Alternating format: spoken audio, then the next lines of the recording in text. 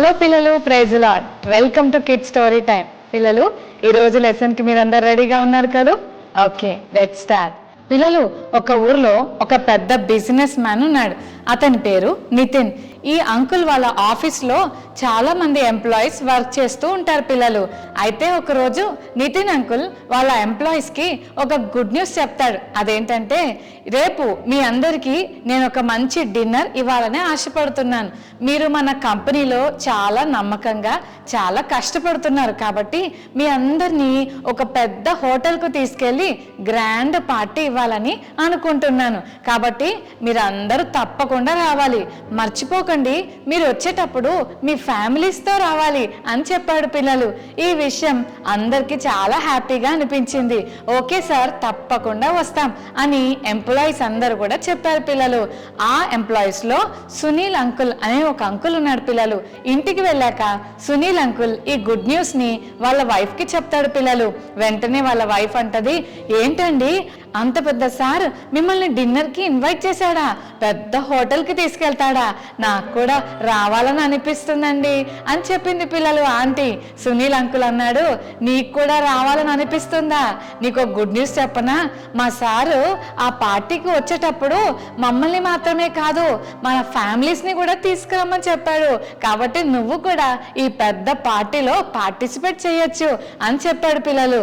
Aunty ఈ మాట విని చాలా హ్యాపీగా ఫీల్ అయింది. ఎందుకంటే మన ఇంట్లో ఎప్పుడు చూసినా ముద్దపప్పు, చింతపండు చారు, ఆవకాయ పచ్చడి. కానీ అంత పెద్ద సారు పెద్ద హోటల్లో డిన్నర్కి తీసుకెళ్తున్నాడంటే బోల్డ్ అని వెరైటీస్ ఉంటాయి కదా.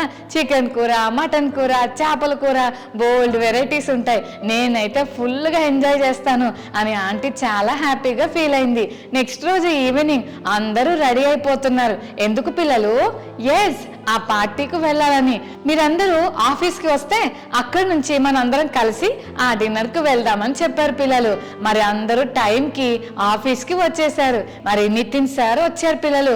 చలో అందరం కలిసి వెళ్దామా మరి డిన్నర్కి అని చెప్పాడు పిల్లలు. అందరూ కలిసి కారులో బయలుదేరి వెళ్తూ ఆ హోటల్ దగ్గరికి వచ్చేసరికి మరి బండ్లన్నీ అక్కడ పార్క్ చేసుకొని హోటల్ వైపు వెళ్తున్నారు పిల్లలు. దారిలో నితిన్ అంకుల్ ఆగిపోయాడు. అంకుల్ అలా ఆగిపోవడం చూసి అందరూ అనుకున్నారు, ఏంటి సార్ ఆగిపోయారు, మనందరం వెళ్ళాలని సార్ ఆగిపోయారని అలాగే గమనిస్తున్నారు పిల్లలు. కానీ నితిన్ అంకుల్ వెళ్తున్న వాడల్లా ఇలా ఆగి ఒక్క నిమిషం కిందికి వంగి ఒక కాయిన్ పడిపోతే ఆ కాయిన్ ని తీసుకొని అలా తన పాకెట్ లో పెట్టుకున్నాడు పిల్లలు. అందరికీ ఏం అర్థం కావట్లేదు. అదేంటి నితిన్ అంకుల్ కాయిన్ తీసుకొని పాకెట్ లో పెట్టుకున్నాడేంటి? అసలు ఆయనకి ఎంత డబ్బుందో, ఆయనకు పెద్ద బిల్డింగ్ ఉంది, చాలా కాస్ట్లీ కార్లు వాడతాడు, బోల్డ్ అని ఫోన్లు ఉన్నాయి, ఇంత పెద్ద కంపెనీ ఉంది, ఇన్ని డబ్బులున్నా ఈ నితిన్ సార్ ఏంటి ఇంత చిన్న కాయిన్ పడిపోతే దాన్ని కూడా తీసుకొని జోబులో పెట్టుకున్నాడు అని విచిత్రంగా చూస్తున్నారు పిల్లలు అక్కడున్న ఎంప్లాయీస్. ఉండబట్టలేక సునీల్ అంకుల్ వాళ్ళ భార్య ఆ సార్ని అడిగేసింది, సార్ మిమ్మల్ని ఒక క్వశ్చన్ అడుగుతాను, ఏమనుకోకండి. సార్ మీరేంటి సార్ అలా కింద పడిపోయిన ఆ $1 కాయిన్ ని తీసుకొని జేబులో పెట్టుకున్నారు? ఏమన్నా మీ పాప కాయిన్ కలెక్షన్ చేస్తుందా ఏంటి సార్ అని అడిగింది పిల్లలు ఆంటీ. అప్పుడు అంకుల్ అన్నారు, లేదమ్మా, నేను ఎందుకు ఈ కాయిన్ తీసుకున్నానంటే మీలాగే నేను కూడా ఇలా వెళ్తున్నాను, ఆ కాయిన్ ని చూశాను, ఆ కాయిన్ లో నాకు ఒక స్పెషల్ థింగ్ కనిపించింది, అందుకనే దాన్ని తీసి నా జేబులో పెట్టుకున్నానమ్మా అన్నాడు పిల్లలు.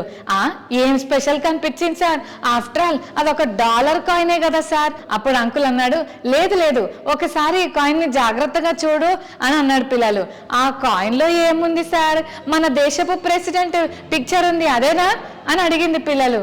లేదు లేదు, అది కాదు, సరిగ్గా చూడంటే $1 అని ఉంది, అంతే కదా అని అంటే అది కూడా కాదు, ఇంకా జాగ్రత్తగా చూడు అని అంటే అప్పుడు ఆంటీ దాని మీద చూస్తే ఐ ట్రస్ట్ గాడ్ అని ఉంది పిల్లలు.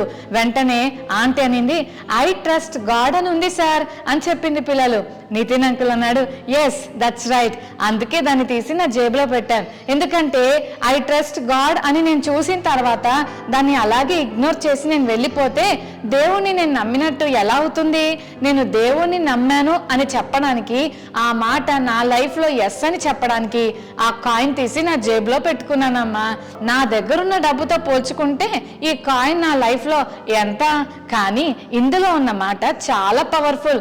ఎందుకంటే ఒకప్పుడు నేను చాలా దీనస్థితిలో ఉండేవాడిని, కానీ ఎప్పుడైతే నేను దేవుని నమ్మటం మొదలు పెట్టానో అప్పుడు నా లైఫ్ చాలా బ్లెస్సింగ్ గా మార్చబడింది. నేను ఇంత గొప్పవాడిని అవ్వడానికి కారణం యేసయ్యను నా జీవితంలో ఎప్పుడైతే నేను నమ్మటం మొదలు పెట్టానో దేవుడు నా లైఫ్ ని చక్కగా బ్లెస్ చేస్తున్నాడు.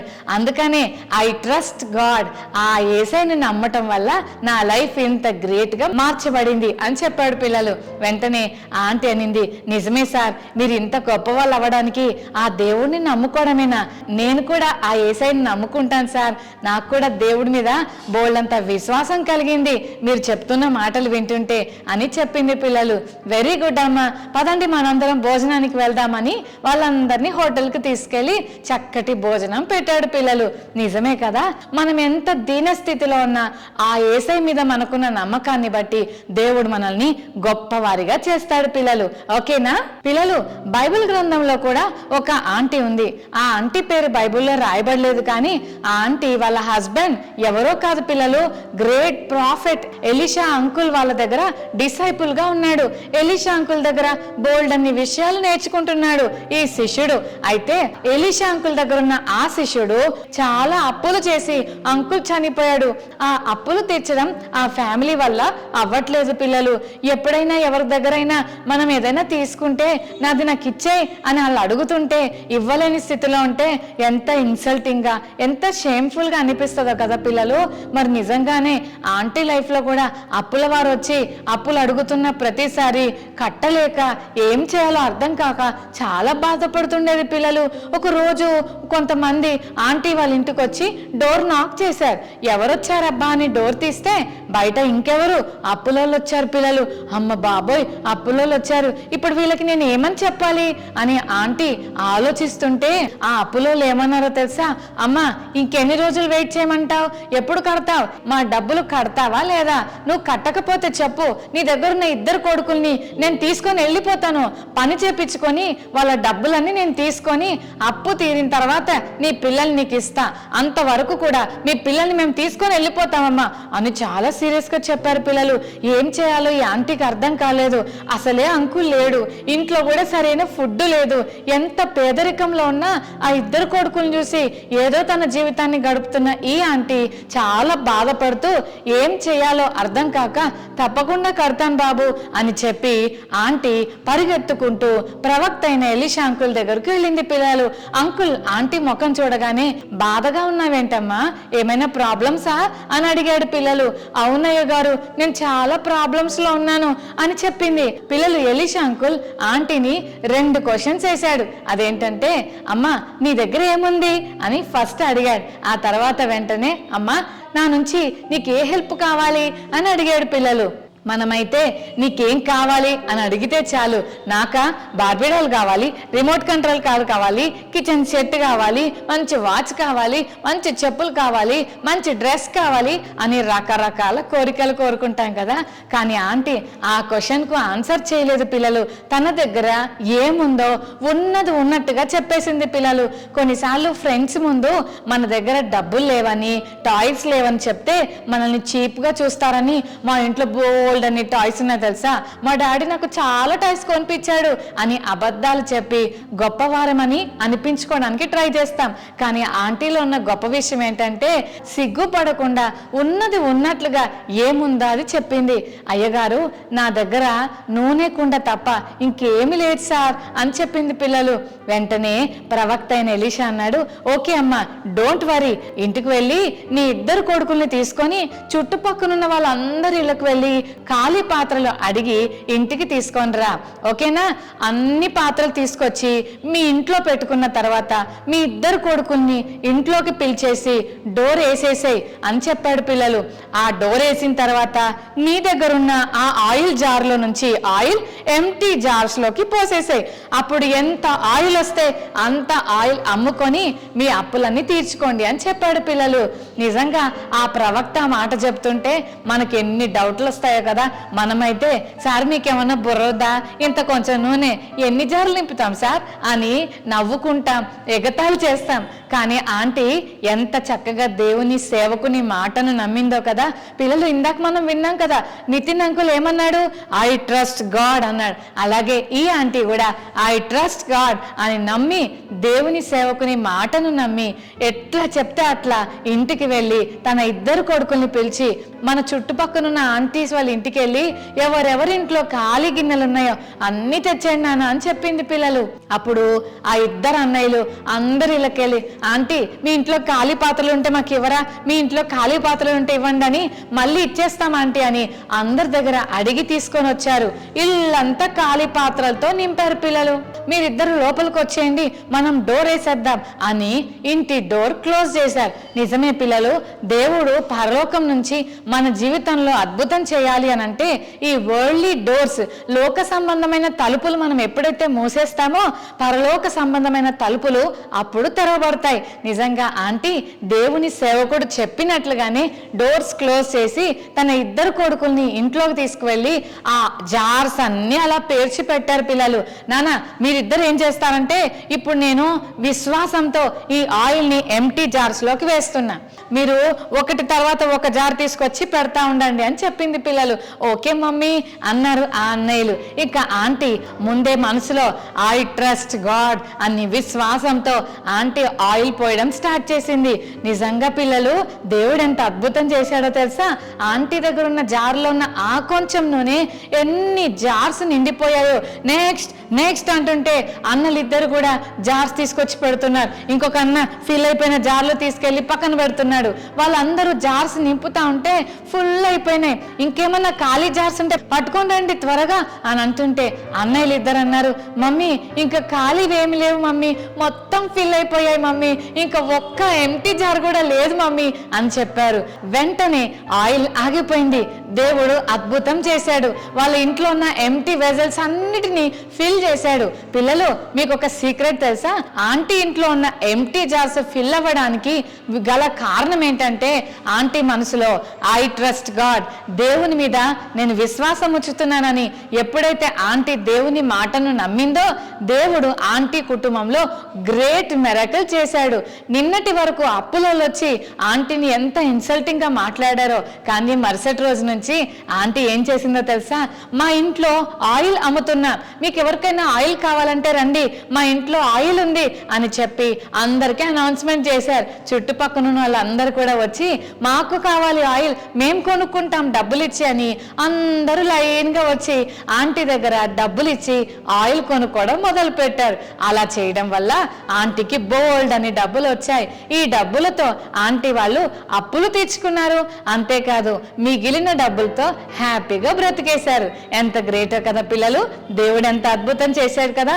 ఈ కిడ్ స్టోరీ టైం ద్వారా మనం ఏం నేర్చుకుంటున్నాం అంటే, చూడటానికి ఎంత లిటిల్ గా కనిపించినా మనం దేవుని మీద విశ్వాసం ఉంచితే దేవుడు మన స్థితిని మారుస్తాడు.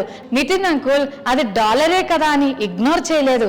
అందులో ఉన్న గొప్ప మాట ఐ ట్రస్ట్ గాడ్ అనే మాటను గౌరవించి దాన్ని తన జేబులో పెట్టుకున్నాడు. ఎందుకంటే ఎంత దీన స్థితిలో ఉన్న అంకుల్ని దేవుని మీద విశ్వాసం ఉంచడం ద్వారా దేవుడు అంకుల్ని గొప్పవానిగా చేశాడు. అలాగే ఈ ప్రవక్త శిష్యుని భార్య ఈ ఆంటీ లైఫ్ లో కూడా ఏమీ లేనప్పుడు దేవుని మీద ఆంటీకున్న విశ్వాసాన్ని బట్టి దేవుడు ఆంటీ వాళ్ళ ఇంటిని అనేకులకు బ్లెస్సింగ్ గా చేసి ఆంటీ ఇంట్లో ఉన్న అప్పులన్నీ తీర్చేశాడు. చెల్లి తమ్ముడు, నీ లైఫ్ లో కూడా ఏదైనా ప్రాబ్లం ఫేస్ చేస్తున్నావా? తప్పకుండా ప్రభు దగ్గరకు వచ్చి అడుగు, యేసయ్యా నాకు ఈ ప్రాబ్లం ఉంది, ఈ ప్రాబ్లం నుంచి నన్ను విడిపించయ్యా, నాకు సహాయం చేయి, చూస్తే ఈ ప్రాబ్లము నేను బయటికి రాలేనని అనిపిస్తుంది, నువ్వే నాకు సహాయం చేయవా అని నువ్వు ప్రేయర్ చేసుకో. దేవుని మీద విశ్వాసం ఉంచు, ఐ ట్రస్ట్ గాడ్ అని చెప్పు. తప్పకుండా దేవుడు నీ లైఫ్ లో కూడా అద్భుతం చేస్తాడు. ఓకేనా? మరి కళ్ళు మూసుకొని ప్రభుని అడుగుదామా? యేసయ్యా నిన్ను మాత్రమే నమ్మే కృప మాకు ఇయ్యండి అయ్యా అని అడుగుదామా పిల్లలు? రైట్, కళ్ళు మూసుకోండి, చిన్న ప్రేయర్ చేసుకుందాం. ప్రేమగల తండ్రి, మీకు వందనాలు ప్రభువా. ఈరోజు మీరు మాతో మాట్లాడిన మాటలను బట్టి వందనాలు. నీ యందు విశ్వాసం ఉంచుట ద్వారా నితిన్ అంకుల్, ఎంత దీన స్థితిలో ఉన్న అంకుల్ని గొప్పవానిగా చేశావు. అంత మాత్రమే కాదు, నీ యందు విశ్వాసం ఉంచటం ద్వారా ప్రవక్త శిష్యుని భార్య ఇంట్లో ఏమీ లేకపోయినా నీ మీద విశ్వాసం ఉంచడం ద్వారా ఆంటీ వాళ్ళ ఇంట్లో గొప్ప ఆశీర్వాదాన్ని ఇచ్చావు. అప్పులన్నిటిలో నుండి ఆంటీని విడిపించి, అంత మాత్రమే కాదు, మిగిలిన డబ్బులతో హ్యాపీగా బ్రతకడానికి సహాయం చేశావు. ఈ కిడ్ స్టోరీ టైం వింటున్న ప్రతి చెల్లి తమ్ముడు కూడా నీ మీద విశ్వాసం ఉంచుతూ మా సమస్యల్ని జయించే కృప మా అందరికీ దయచేయమని యేసు నామమున వేడుకొని ప్రార్థిస్తున్నాం తండ్రి. ఆమేన్, ఆమేన్. ఓకే చిల్డ్రన్, మరి ఈరోజు మెమరీ బస్ నేర్చుకుందామా? యోహాను 11:40, జాన్ 11:40. నీవు నమ్మిన ఎడల దేవుని మహిమను చూతువు. మరోసారి నేర్చుకుందామా? జాన్ 11:40, యోహాను 11:40. నీవు నమ్మిన ఎడల దేవుని మహిమను చూతువు. యోహాను 11:40. Okay children, God bless you.